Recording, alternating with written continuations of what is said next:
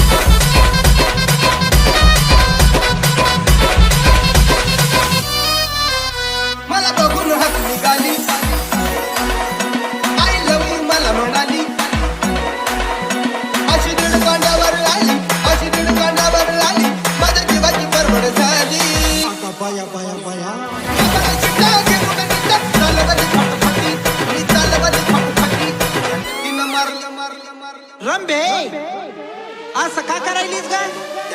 मारली मला